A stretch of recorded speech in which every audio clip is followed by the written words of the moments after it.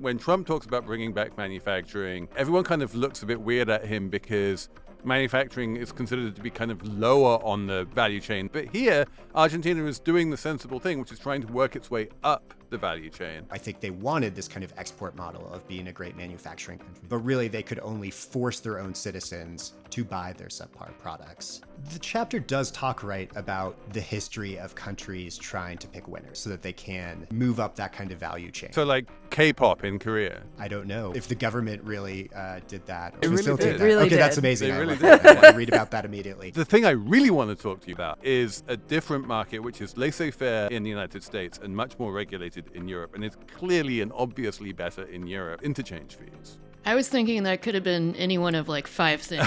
Wait. But you're telling me you have not done some of this math and figured out that you are getting enough rewards that it is worth the annual fee on your credit card? That is exactly what I'm saying. The store maybe increases their prices because of these credit card fees. Someone who's paying with a debit card and gets no rewards, they're just paying those higher prices. So that's the like reverse Robin Hood logic. It's an invisible thing to rail against. If that was like your policy platform, I think people would be like, This is like a in real life NFT. Yes! Only instead of putting a monkey JPEG, what you get is a little plaque.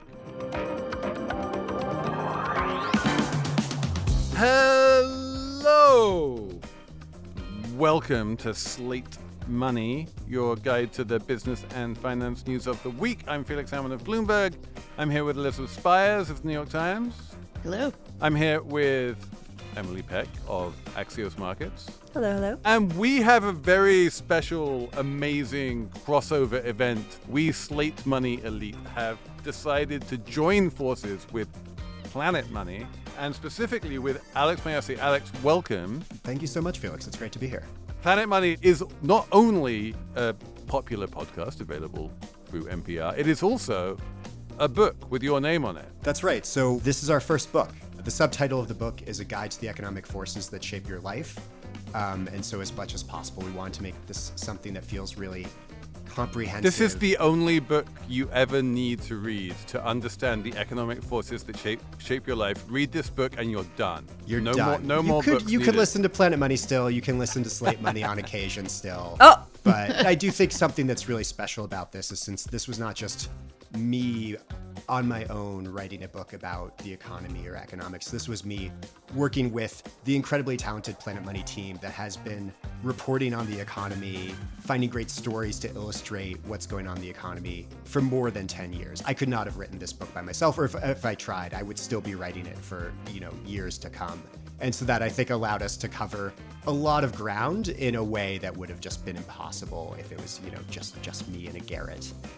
Maybe with some of the wine that Felix likes to drink and talk about. Are we going to talk about wine? I hope we get to talk about wine. There are a few mentions of wine, and I will happily spin that up into as much wine conversation as we will Don't try and squeeze indulge some that, wine in Alex. here. You have 21 different chapters in this book. We are going to go in detail through all of them. No, we're not. We are going to talk a bit about protectionism and tariffs and that kind of stuff, specifically about Argentina and what the Latin Americans should be doing in terms of such things. We are going to talk about credit card interchange fees. We have a whole Slate Plus segment on the cost of childcare and Baumol's cost disease. There's a whole bunch of wonderful little tributaries along the way that we will explore, but what can I say? It's the perfect combination of Slate Money and Planet Money. Coming up on Slate Money. Let's start with one of the great favorites of Slate Money. We've talked about her many times on this show, Cristina Fernández de Kirchner, the former president of Argentina, who you present in this book as being a kind of Donald Trump avant la lettre. And I believe another friend of the show, Greg Makoff, has also said this quite a lot, that Donald Trump is in many ways a Peronist. Explain what she did and how it is very similar to what Donald Trump is trying to do and whether it worked out. Yeah. So if you go back to, roughly the early 2000s, she's elected in Argentina, and her rhetoric is something that I think would sound very familiar to Americans today.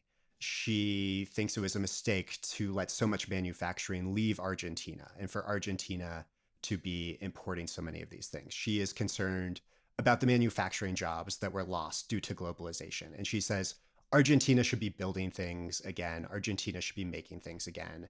And she uses tariffs and other regulations to essentially force companies to manufacture in Argentina. And so often that meant making, renowned, well-known international companies, whether that was a car company or a phone company, manufacture things in Argentina if they wanted to sell in Argentina. Our chapter in the book focuses on smartphones. This is, I want to say something like 2005, 2007. So the iPhone is out there. Apple decides not to manufacture within Argentina. So iPhones are effectively banned from Argentina. But this is back when, people are talking about Blackberries as a crackberry because people were so obsessed with them. Barack Obama is still kind of famous for his use of a Blackberry. It's a very popular phone.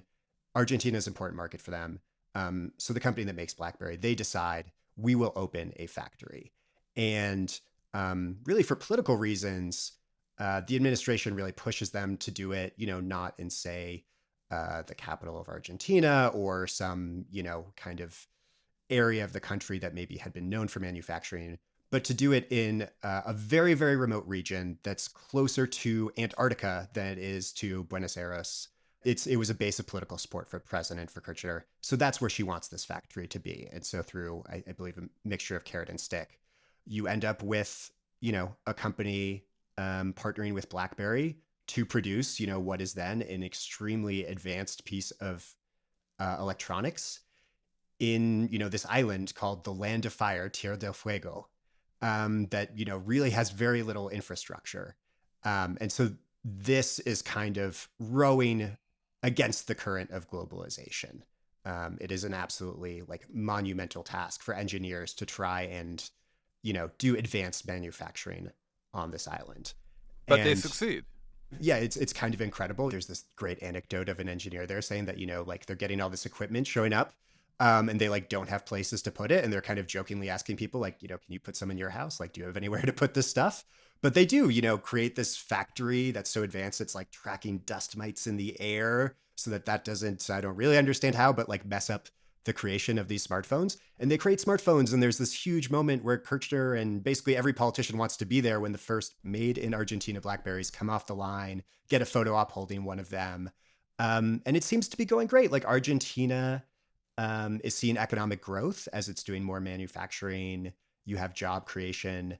The Land of Fire has this boom. People are driving around in nice cars, and they're not just making Blackberries. They're making all sorts of things because this political pressure has kind of pushed for manufacturing to go there. But it doesn't last.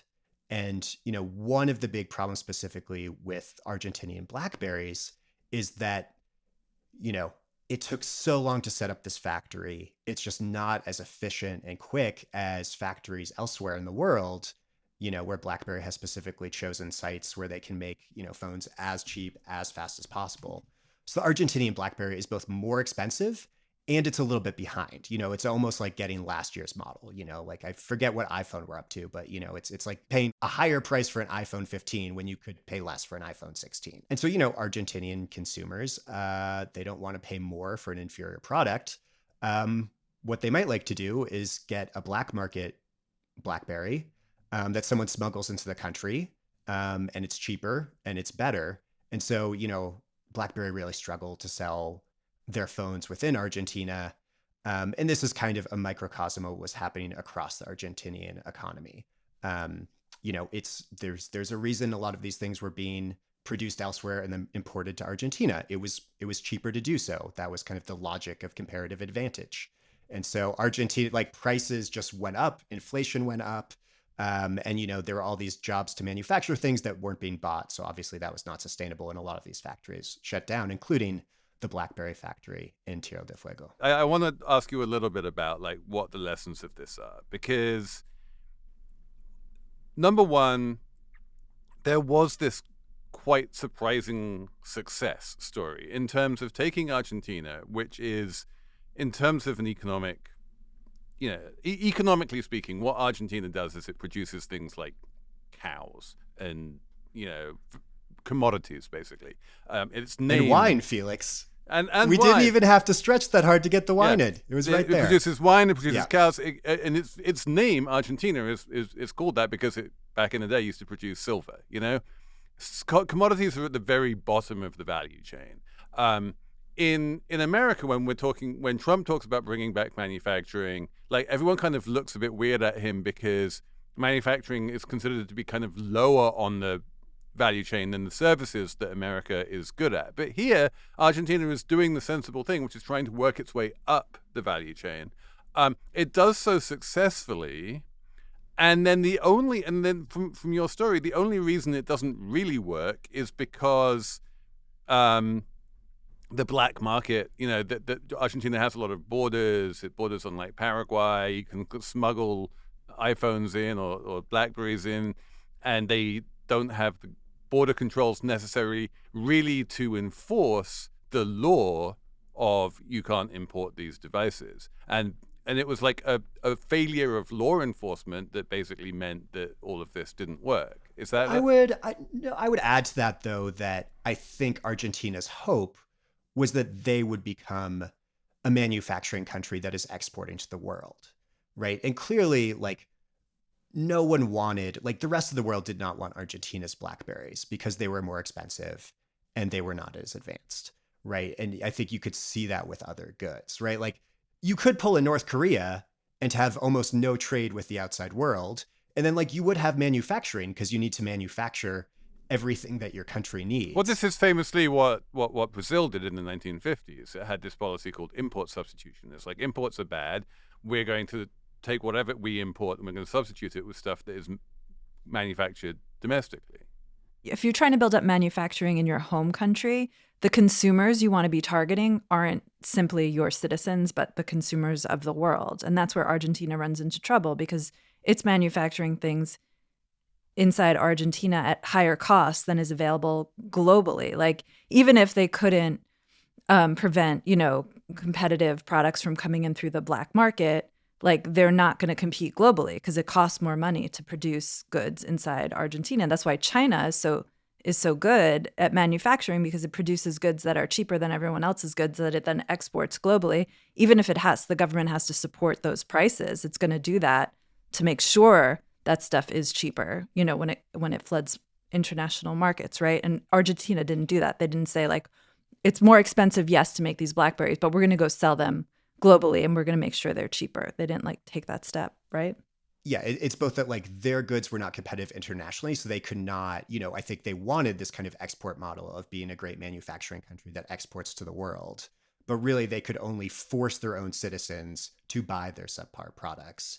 And I think another big piece of it, and an Argentine economist made this point really well, is that because the government was putting its thumb on the scale and directing resources towards making Blackberries, say, or making cars, things that Argentina was not particularly good at. That was a lot of money and skill no longer going to things that Argentina was good at, whether that was, cattle ranches, wine, or something else that maybe actually is kind of like, higher on, the value chain that Argentina does have, a comparative advantage at. So could compete internationally and would be able to sell to, customers all around the world.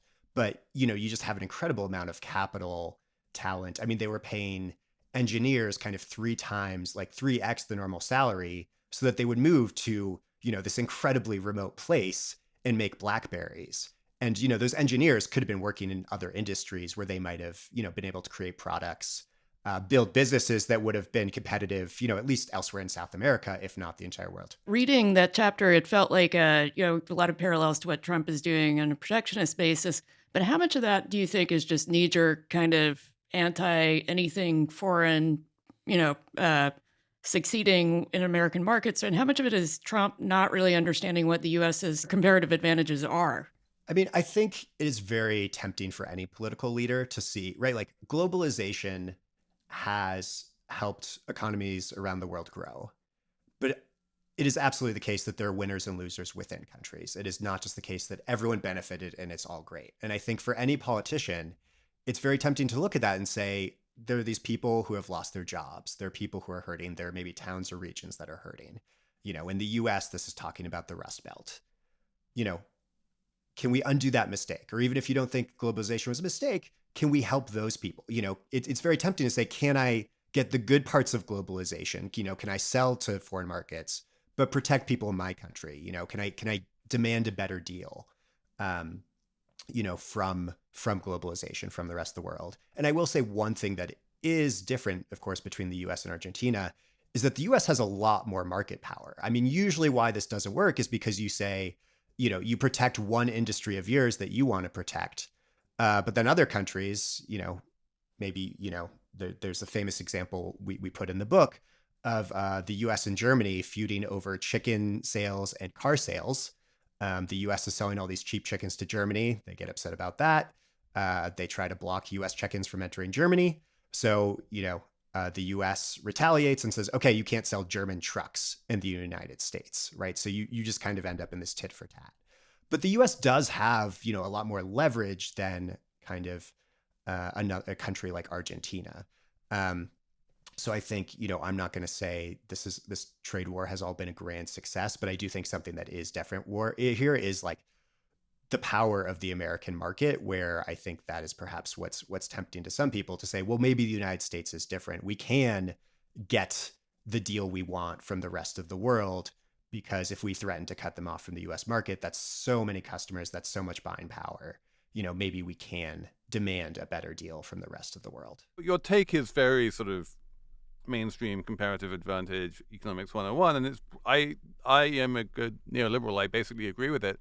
But at the same time, I really struggle to think of a single country in Latin America that has benefited from globalization. And specifically in the case of Argentina, if you look at where its comparative advantage lies, as you say, it's things like beef and wine and agriculture. And what that means is that the people who benefit from that in Argentina are the big landowners. They're the billionaires with the beef farms, and the broad population of the country. Just like if I'm in Tierra del Fuego or if I'm in Buenos Aires, I don't get a lot of benefit from beef exports, and this does lay the groundwork for populism and Kirchnerism, and you can absolutely see the attraction of someone like Kirchner coming in and saying, like, no, we want to build an economy that actually makes things and does something a little bit more sophisticated than just growing cows, even if that's not our comparative advantage, because our comparative advantage isn't helping the population. I think this is very different from what Trump is doing in the United States, because the U.S. comparative advantage is already so much higher up the value chain. But tell me how, like in a sort of very orthodox economic way, what should you do if you're in a country like Argentina and your comparative advantage is in areas that just don't really benefit most of the population? The chapter does talk, right, about the history of countries trying to pick winners, like trying to pick industries to develop so that they can, move up that kind of value chain. So like K-pop in Korea. I don't know. I would love to read an economic paper about K-pop. I don't know. Was if the government really did that? Or They really did. Okay, did. that's amazing. They really I did. want to read about that immediately. There are absolutely case studies of countries, choosing to develop certain industries. And in some ways, I mean, economists will like yell at each other about this for sure, but I think like the United States right after independence is an example of this, where there was this realization that the United States had won its independence, but it could absolutely remain economically just a producer of raw materials that go to Britain. And then the, Americans have to, spend all their money buying manufactured goods, clothes, furniture, everything else from Britain. And that's not a good place to be.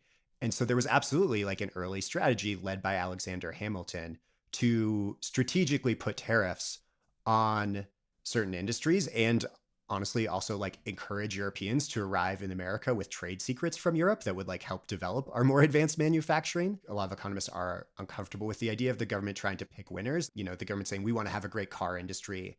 We're going to put money into the car industry. We're going to protect it from foreign competition. There's certainly a lot of criticism, voiced most vociferously by Milton Friedman, that when the government tries to champion a specific industry, they kind of protect them, give them water wings, and then that industry just becomes experts at getting the government to extend the protection forever and keep giving them money. And they never take off the water wings and play in the deep end and, compete with the best companies in the world at whatever they're doing. But like, I agree with you that just saying everyone should do their comparative advantage, globalization is great, that can leave a lot of countries looking at left in a niche that, does not produce great jobs for the majority of the population. I think there are plenty of examples of countries that make an explicit, beyond just, America right after independence, that countries that make an explicit choice to encourage the development of specific industries and have done it with great success. I think you would look at Taiwan and chips specifically, how they recruited, what's the TSMC guy's name again? Felix? Yeah, we had the chip wars guy on, and I've already forgotten. But yeah, the chip guy. But like, Taiwan and chips is Taiwan and chips. Modern example for sure. Yeah, and I think Asian countries are very, very good at that. I think the U.S. probably is not as good. I mean, I think also it's very interesting for me to read Apple in China, which I think a lot of your listeners probably are familiar with if they haven't read themselves, which is all about how, Apple, by shifting its manufacturing to China, ended up really, training a generation of, Chinese engineers and really supercharging China's advanced manufacturing. And I think in our current political climate, this is seen as like a huge, almost indictment of Apple, or at least like this huge mistake that we just kind of gifted, a kind of foreign adversary, all this ability to compete with American manufacturing and to build up their own economy. I mean, for years and years, people have criticized American companies, going abroad, setting up factories, and they just, it's seen this very exploitative relationship. And you can kind of imagine that if the U.S. and China were not, were not locked in a kind of geopolitical tension, that this would maybe be seen as much more of a happy story. That like I still think of it as a happy story. Yeah, like the U.S., like the American consumers got cheaper phones. Like there was a lot of win-win on both sides, but like China wasn't exploited. Like their engineers got trained. They got to ability where they could create their own great advanced manufacturing. Like I think in our current environment, we see it as this huge mistake. But like, speak for yourself, Alex.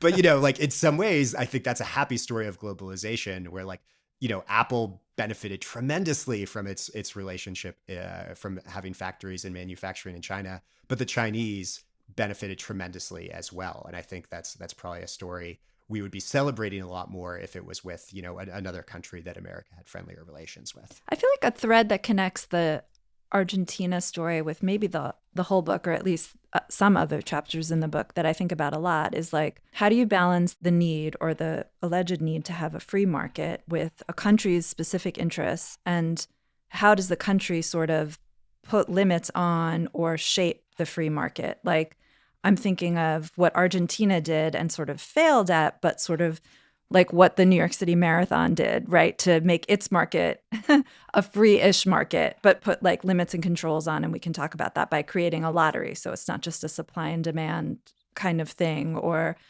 even the chapter on, the book has this great chapter on food banks and how they decide what kinds of food different food banks get. And how at first it was like a command market where the people at the top decided like Colorado gets X amount of peanut butter and California gets X amount of pickles, and it like wasn't working. So they created a better market. And it feels like all of this stuff sort of comes down to like creating, maybe I'm just thinking about this because they put me back on Axios markets, but it all comes down to shaping the way you want your market to work. And like governments have to do that. They have to decide how their markets work. And they have to do that within a context of like their constituents. They're at home, and they have to do it within like the broader global context. And like when it comes to what Argentina did, it just like whiffed it. I think this is a much bigger story than Argentina. I think this is pretty much every country in the world. There's this tension between the economists saying free markets are good, and pretty much all of the voters and the vast majority of politicians who are going, well, no, they're not. You're right. And they're not. They're actually not. And well, I mean, they are and they are not. What Alex will say, to paraphrase, is they're not, but they're probably better than any of the alternatives. Right.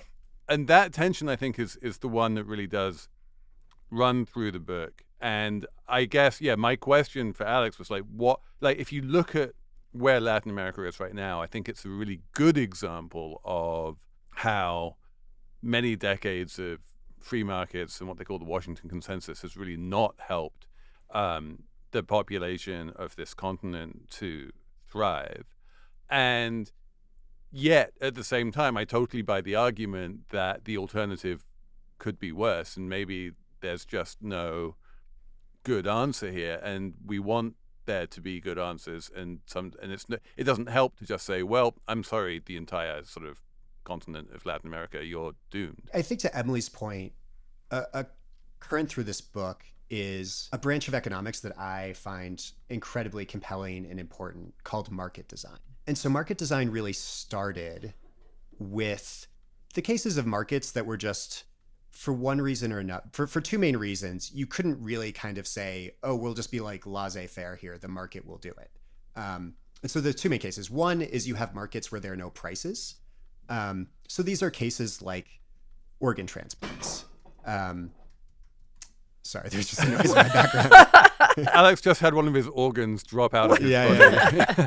Yeah. Economists came across like these kind of two types of markets where it was just impossible to kind of say laissez-faire, the market, just let the market run. One is when there are no prices. So that's something like organ donation. Like Iran does allow people to put a price on organs. There are organ sales, but it's the only country in the world that does that. So the question is, if, there are organ donors and there are people who need an organ, how do you match them up?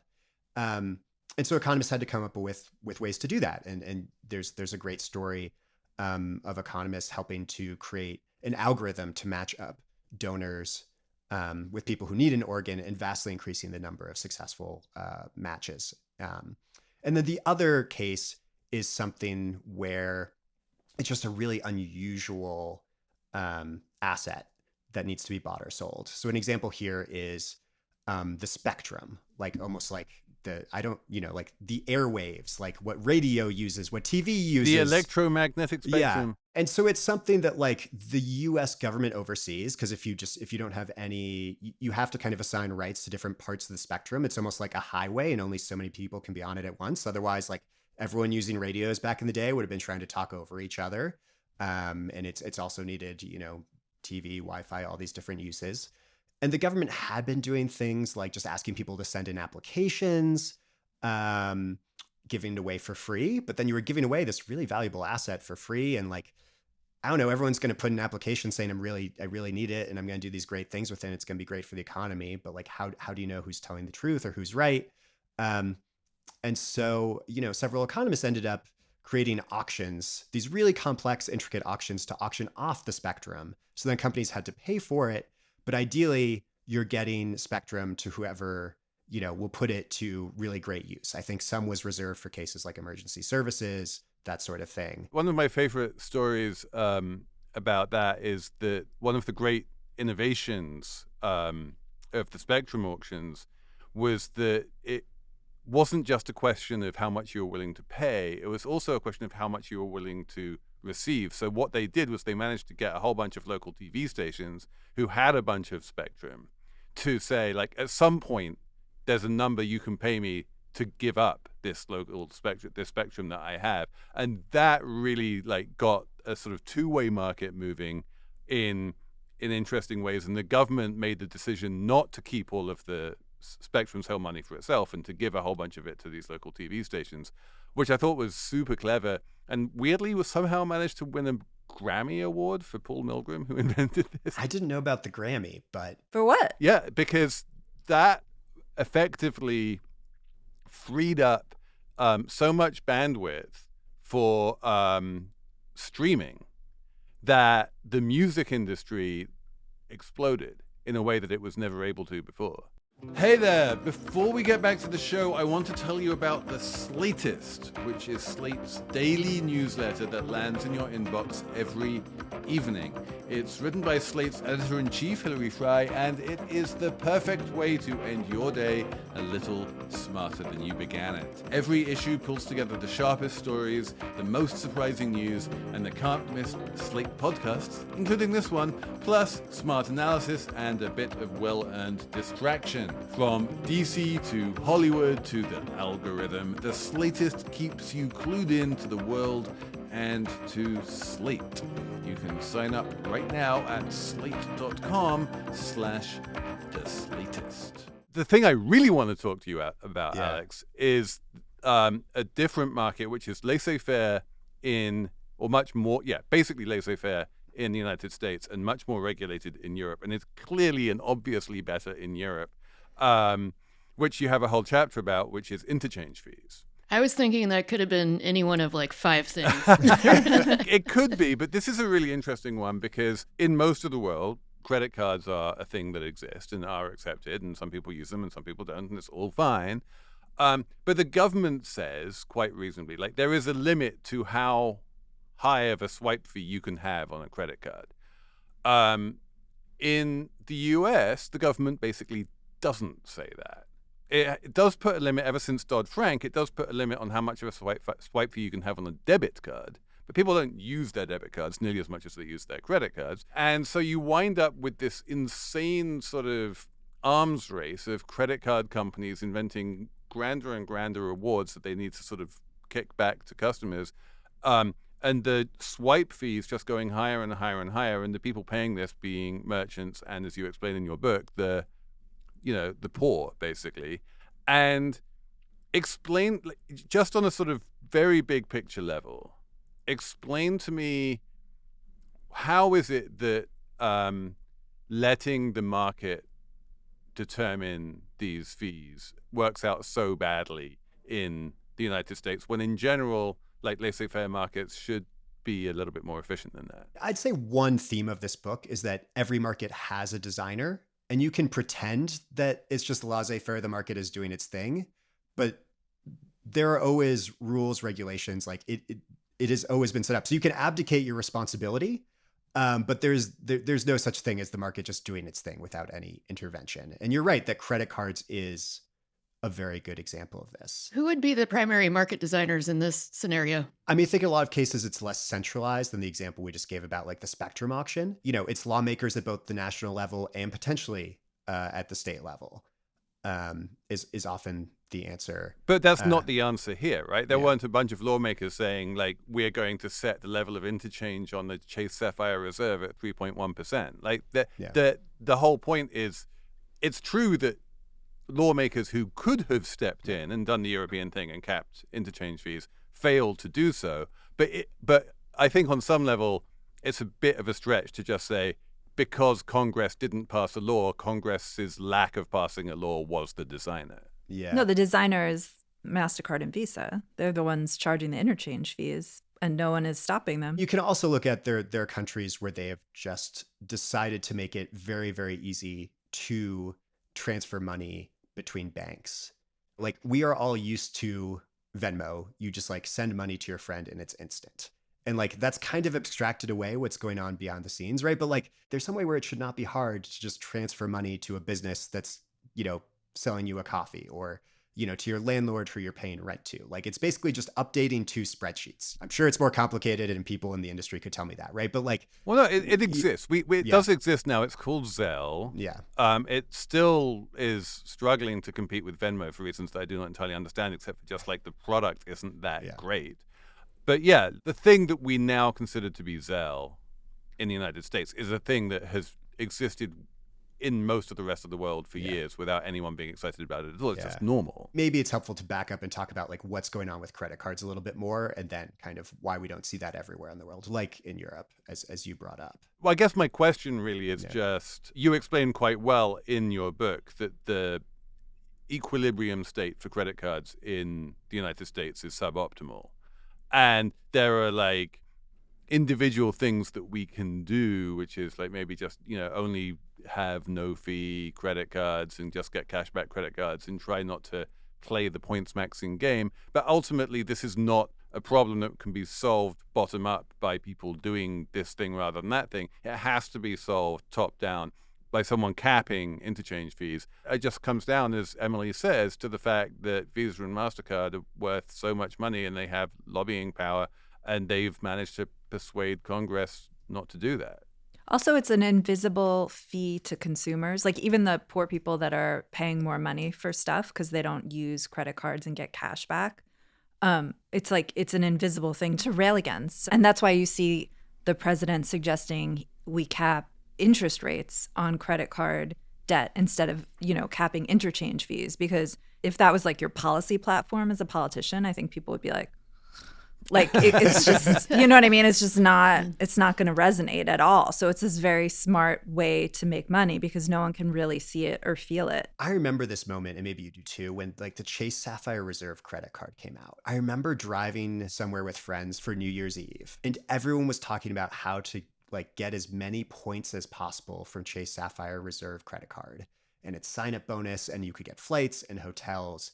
And I just remember sitting there and thinking like, something is rotten here. Because to Emily's point, like it's not obvious. Like credit cards are actively taking money from poor people and redistributing them to rich people. Not in such great amounts that like people will get out the guillotine, right, but in meaningful amounts. And the sad thing is that it's much more meaningful for poor people who are losing money because they're paying in cash because they don't have the Chase Sapphire Reserve card or another fancy rewards credit card versus, the wealthy people. So, Alex, I disagree with that. Yeah. I do think that credit cards are taking money from poor people, and you can see that in the interest rate, and credit card interest rates are too high. Whether or not we should cap them is a separate question, but 100% poor people pay a huge amount in credit card interest, and it is deleterious on a bunch of different levels. Rich people also pay for credit cards. They are not net gainers, they are net losers, right? But I'm not talking about interest, right? If everyone thought about like everyone paid even their the interest, revolvers, even the people like me who pay off their credit card every month, net, we still pay for credit cards. This is the genius of the Chase Sapphire Reserve and all the other ones like it, is they have these annual fees. And we wind up paying so much money, like as a class. Emily is smart. She doesn't pay annual fees for credit. Wait. But you're telling me you have not done some of this math and figured out that you are getting enough rewards that it is worth the annual fee on your credit card. That is exactly what I'm saying. I'm saying I am paying an annual fee for my credit card and I don't get anything near that much value back from it. Well, do you think your annual fees are greater than the additional interest rates that poor people pay over the course of like a year? No, I'm not. No, I am saying that the credit card company makes money from the poor people and the credit card company makes money from me. I'm not saying that it makes more money from me. I'm just saying that it makes money from me as well. The money is not being redistributed from the poor to me. It's being distributed from the poor to the credit card companies and from me to the credit card companies. The credit card companies are not in the business of subsidizing me. They're in the business of making money for themselves. I get cash back on all my purchases, 1%, 2%, whatever, but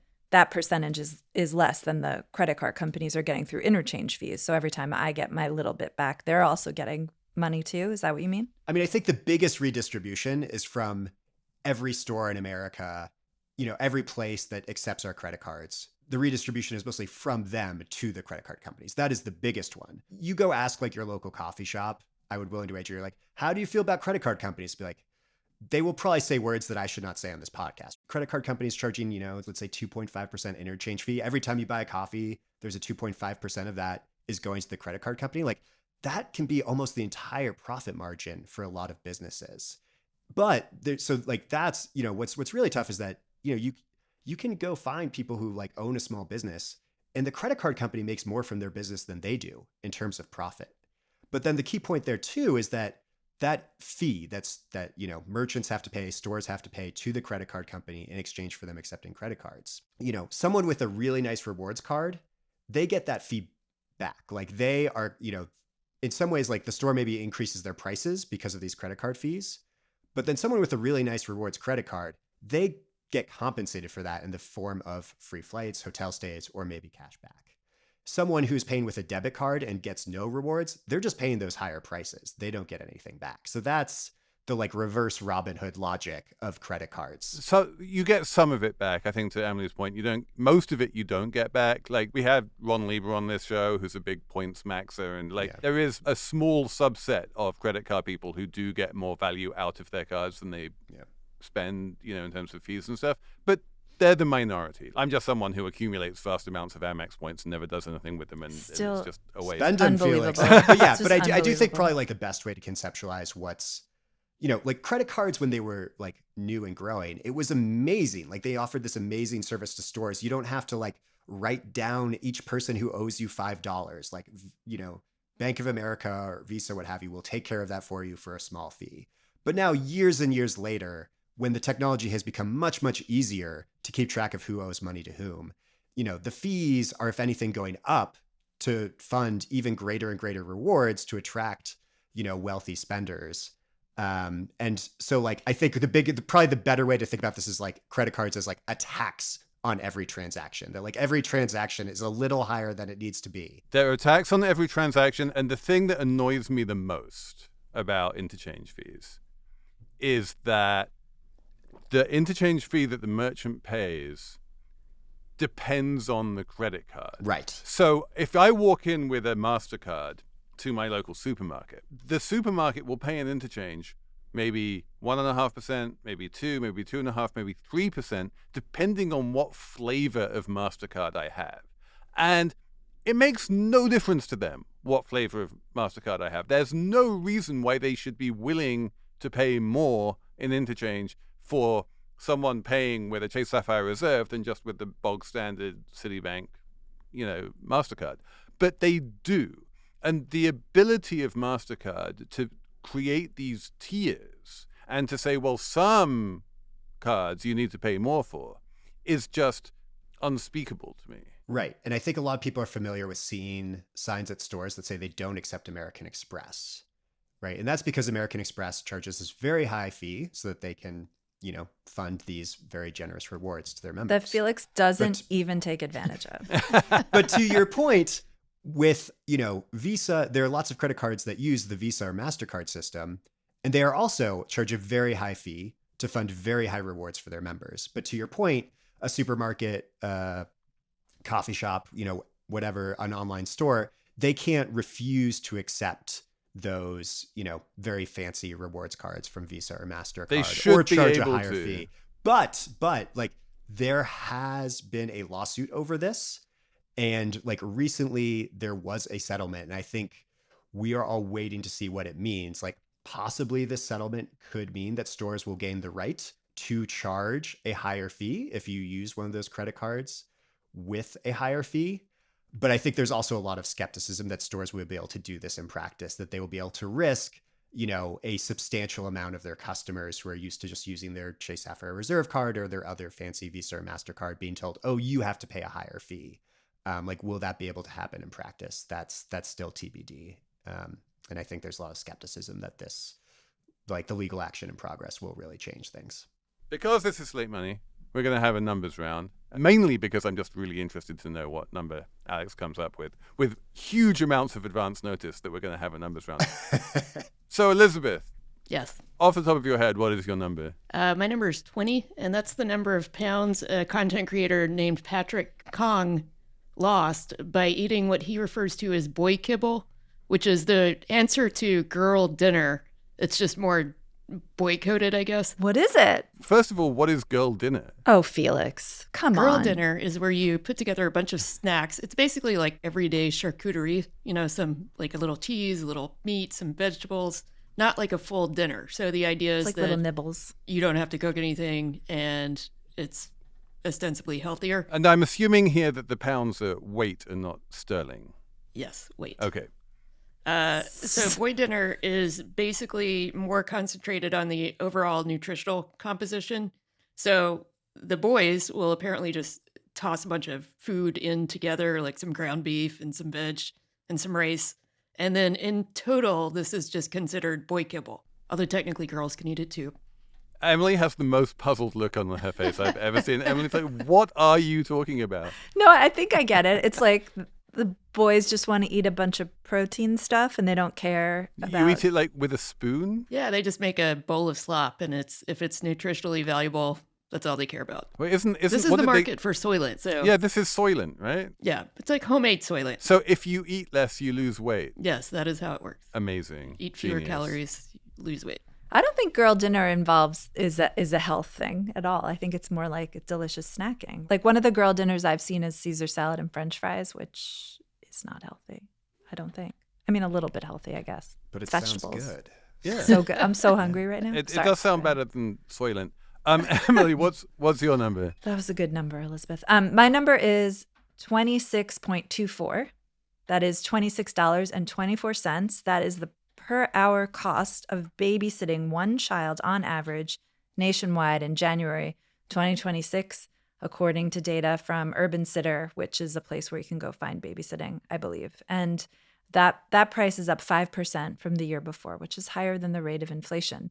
And if you want to understand why the price of babysitting is higher than the rate of inflation, you should read Alex's book where he explains. You made the plug There you for me, go. Emily. I was waiting to jump in. That's We're waiting to amazing. jump in and talk about No bowel need. moles cost disease. Yes, which is like truly one of my favorite chapters for just the way that it feels like, oh, it can help you understand the cost of childcare and babysitting, but also so many other things across the economy. Exactly. So this is the perfect segue to my number, which is 2,160.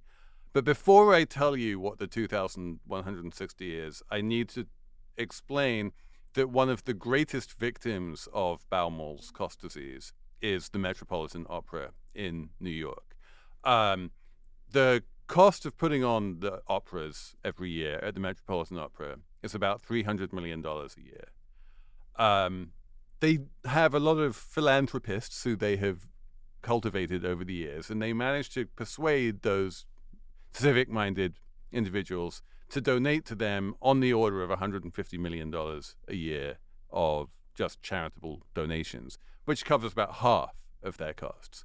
They also, of course, sell tickets to the opera, and that gets them another $100 million or so. But Alex, as a sophisticated mathematician, you will be able to work out that that still leaves them with a $50 million deficit. And so Peter Gelb, the general manager of the Met, is like, how are we going to be able to fill this deficit and try and balance the books? And there are various things he's doing, including firing people, of course. But one of the things he's doing is he has put up 2 Chagall paintings for sale. And 2,160 is the square footage of the 2 Chagall murals at the Metropolitan Opera. These are enormous. They're 36 by 30 feet each.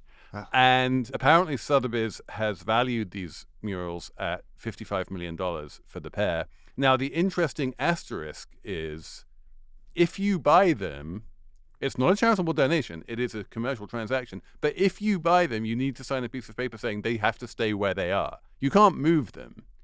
Because, I mean, honestly, why would you want to? Because they were purpose-built for this location. But this is like a in real life NFT. You will own it, Yes. but it will not move. Yes, I like this. I wish I had thought of that metaphor when I was writing about this. It's an IRL NFT, only instead of using your like Twitter avatar as like putting a monkey JPEG there and saying like I own this, what you get is a little plaque next to the mural saying this mural is owned by Alex Mayyasi.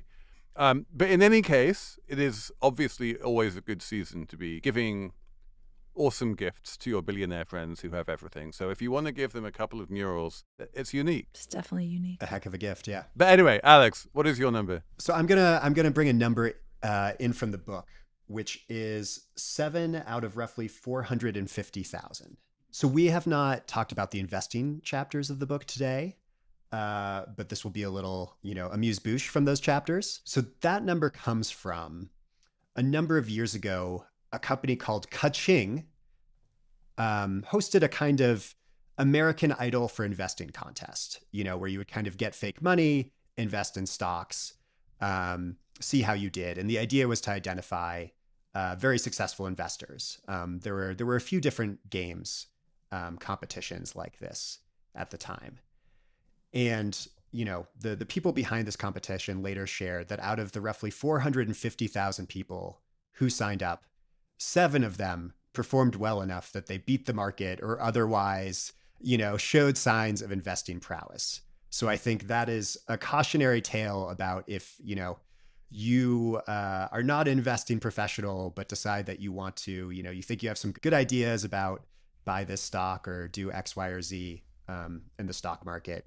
Just remember that number, 7 out of 450,000, was kind of roughly the level of success that was seen among general populace who signed up for the competition. Yikes. This is why I'm a former equity analyst, and I tell my relatives you should not be picking your own stocks unless you're prepared to quit your job and do it full time.